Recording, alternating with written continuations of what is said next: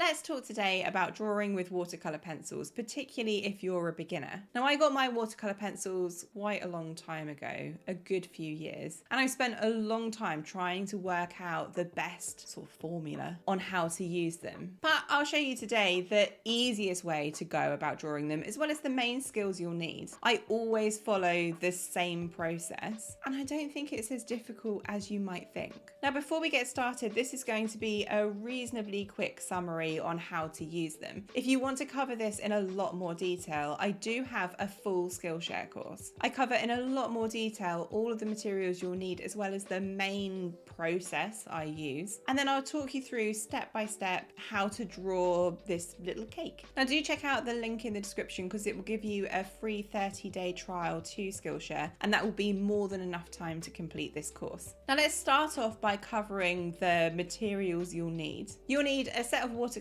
pencils. I particularly like the Faber-Castell watercolor pencils. They're a really good quality. I also find they come in a really good range of colors. That said, I don't think the pencils are as important as the paper you use. Now you'll need some specific watercolor paper, and I like using hot press paper. This is a really smooth paper because towards the end of the drawing we're going to add in a lot of details in a similar way to how I would with colored pencils. I want to have a really nice and smooth paper that I can work on. I also find getting paper that is 100% cotton works a lot better than other materials. Again, the pencil just activates in a much smoother, more consistent way with the cotton paper. So you'll also need a set of paintbrushes. I haven't bought anything fancy here. These are just some reasonably small, round watercolor brushes. And you'll also need some water. This is just in a glass from the kitchen. You also need a way of sharpening the pencils. I just use this reasonably cheap pencil sharpener. Next up, something that's really important that you'll need to make rather than buy is some color swatches. So I don't like relying on the barrel or on the lead to see what the color looks like. And that's so important, particularly with watercolor pencils, because they become a completely different color when you activate them. So I want to draw out on watercolor paper, the kind of paper I'm going to be using, exactly what each color looks like. So what I want to do is go from as light as each color can go to as dark as each color can go, and then activate it with the water. From light to dark, that's really important so that you don't smudge it. And that gives me at the end this nice swatch sheet. The last thing you'll need is some way of looking at a reference photo. I find working from a reference is the best way to draw realistically. Now I like looking at reference photos on my iPad specifically because I can zoom in and zoom out, but you could always print it out. Now the most important techniques that you'll need to draw with watercolor pencils are not dissimilar if you've ever drawn with colored pencils. First up, the pencil's built up in a series of light layers. So I don't want to be pressing really hard with the pencil. Now the best way to do this is to hold the pencil further back than you might expect. So I hold it about here, halfway down the barrel rather than really close to the tip. I also generally like to work in as smoother and as consistent way as possible. And I do this by working in what I call circular motions. So rather than scribbling back and forth with the pencil, if I work in circles, the pencil goes down in a much smoother way. And when I activate it with the water, again, it just looks more consistent. Finally, it's so important to have a sharp pencil. Again, the pencil will go down in just a more consistent way if you do. So what I always do is generally work in 4 layers. I start off with the lightest colors, then the midtones, then the darkest, and then I add in all of the details. So what I want to do with this cupcake is compare the reference photo to those color swatches, find the lightest colors in each section, and really nice and smoothly apply the color. Now I'm looking for, as I say, the lightest color in each section, and the lightest color on the icing is completely different to the lightest color on the cupcake case. Once I've gone through and really smoothly applied the color, I can then activate this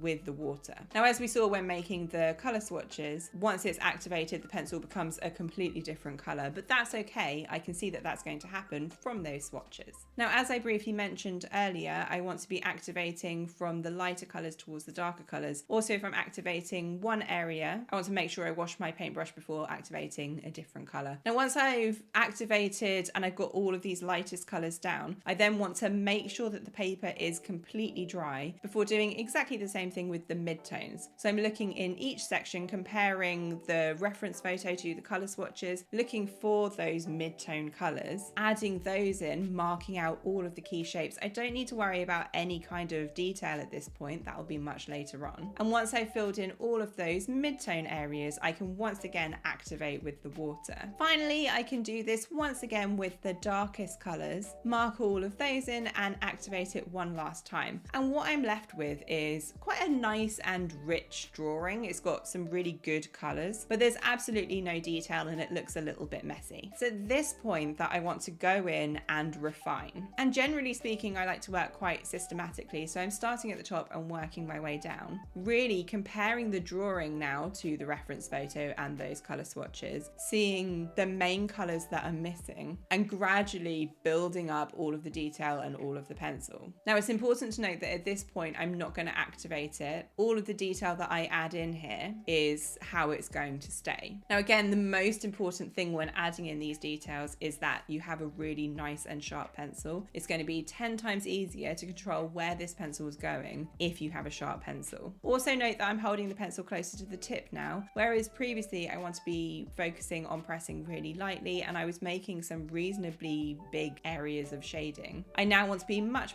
more precise because we are adding in these details. Really control where this pencil's going, and that is made a lot easier by holding the pencil closer to the tip. So this is probably the most time-consuming part of the drawing, but it is where the whole thing comes together. So the most important thing is to have the right materials, specifically the right kind of paper. That is going to make your life 10 times easier. You also want to make sure that you draw out the color swatches. You don't know what the pencil will look like, either activated or not activated, without these. I then like to work my way through all of those layers, activating the pencil as I go before adding in the final details. Now, don't forget that you can check out my Skillshare course where I go through this in a lot more detail. And there is that free 30-day trial in the description. Happy drawing, guys, and I'll see you in the next one.